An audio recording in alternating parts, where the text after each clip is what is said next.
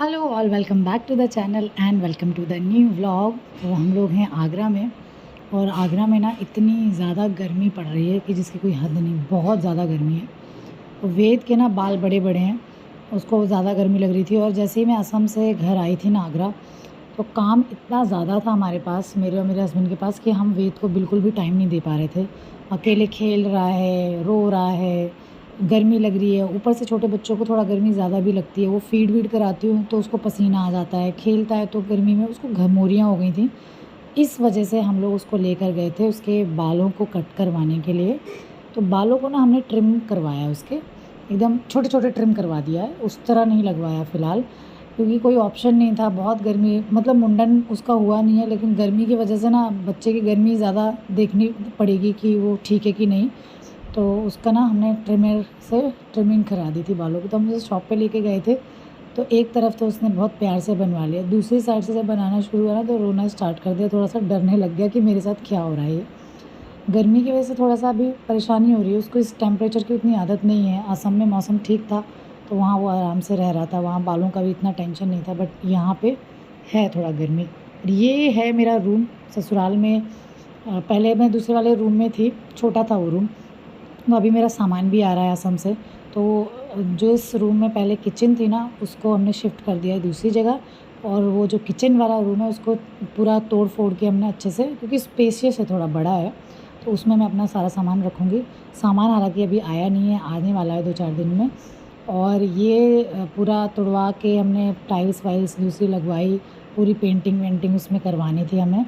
तो हमारे घर में 3-4 दिन से काम चल रहा था। मतलब हम जब आए ना, मैं और मेरे हस्बैंड वहाँ से, तो घर आके इतना ज़्यादा काम हो गया ना कि बिल्कुल टाइम नहीं था। हम लोग बीमार पड़े, मतलब कंटिन्यूटी में काम ही काम था, क्योंकि मेरे हस्बैंड की छुट्टी भी ख़त्म हो रही थी। तो उन्होंने बोला पूरा सेटअप करवा के तुम्हारा जाऊंगा मैं, ताकि मैं जब जाऊं तो तुम दोनों को यहाँ पे प्रॉब्लम ना हो, मतलब मुझे और वेद को कोई भी प्रॉब्लम ना हो। तो पूरा रूम भी तैयार करवा रहे थे, पूरे घर में पुताई उताई हुई, बहुत मेहनत, बहुत ज़्यादा मेहनत पड़ी। पूरा सामान निकालना, फिर पूरा शिफ्ट करना।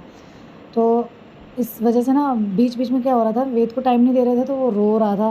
तो अभी मजबूरी में ना उसको हमें टीवी दिखाने के लिए बिठाना पड़ा। हालांकि मैं उसको टीवी कभी नहीं दिखाती हूँ, बट हमने लगा कि चलो थोड़ी देर टीवी देखेगा तो हम कुछ काम कर पाएंगे।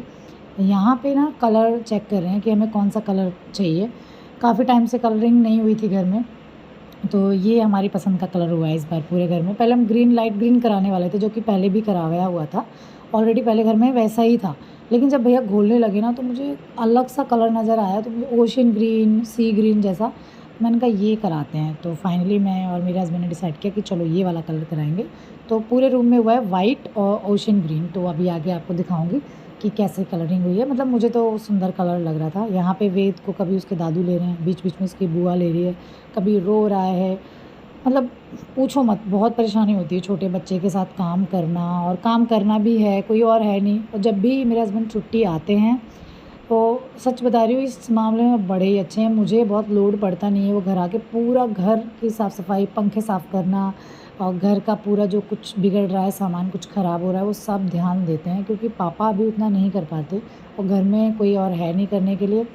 तो जब वो छुट्टी आते हैं तो वो सारा काम देखते हैं। मैं सिर्फ साथ में मेरे हस्बैंड के कराती रहती हूँ, थोड़ा थोड़ा थोड़ा थोड़ा। हमारे घर में कम से कम नहीं तो 3-4 दिन चला था।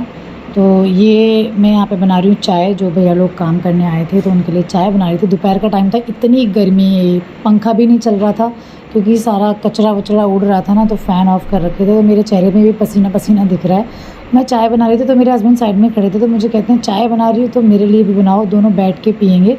जबकि चाय कभी नहीं पीते हैं, वो बिल्कुल शौकीन नहीं है, ना मैं हूँ। तो पता नहीं उस दिन उनका मन किया, थक गए थे शायद हम लोग काम करते करते इतना, तो बोलते हैं चाय पियेंगे। और सच बताऊँ, इतनी जल्दी में चाय बनाई थी, फिर भी बहुत अच्छी चाय बनी थी। मैंने ग्लासेस में चाय करी, मतलब कह रहे थे ज़्यादा ज़्यादा मुझे। मैंने कहा चलो ठीक है। फिर चाय, मटरी, बिस्किट्स, ये सब हम लोगों ने मतलब दोपहर में मैंने और मेरे हस्बैंड ने, मतलब जब थोड़ा सा टाइम फ्री मिलता है ना, तो लंच टाइम था, उसके बाद वाले टाइम में हमने चाय पी आराम से बैठ के।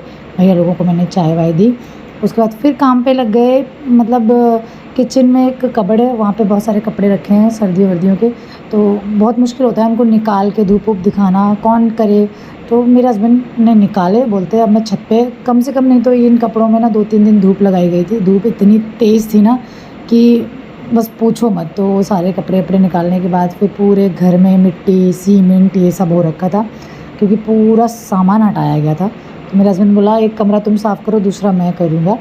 पर मुझे थोड़ा-सा डस्ट वगैरह से प्रॉब्लम है भी, बहुत जल्दी मुझे छींकें आती है, कुछ है एलर्जी। तो मेरे हस्बैंड बोलते तुम कपड़ा लगाओ, अगर तुमसे जितना हो पा रहा है तुम करो, बाकी मैं करता हूँ। तो हम लोग ऐसे एक-दूसरे को टीज़ कर रहे थे, बट वो सारा काम एक्चुअली मेरे हस्बैंड ने किया, थोड़ा बहुत मैंने उनकी हेल्प करी, साफ़-वाफ़ करा। हालाँकि जो भैया लोग आए थे उन्होंने भी थोड़ी-सी मदद कर दी थी, वो पूरी पुताई-वुताई का गिरता है नीचे तो सब उन्होंने साफ़-वाफ़ करा। फिर हमारी चेंज होनी थी, एसी का मतलब रूम चेंज होना था।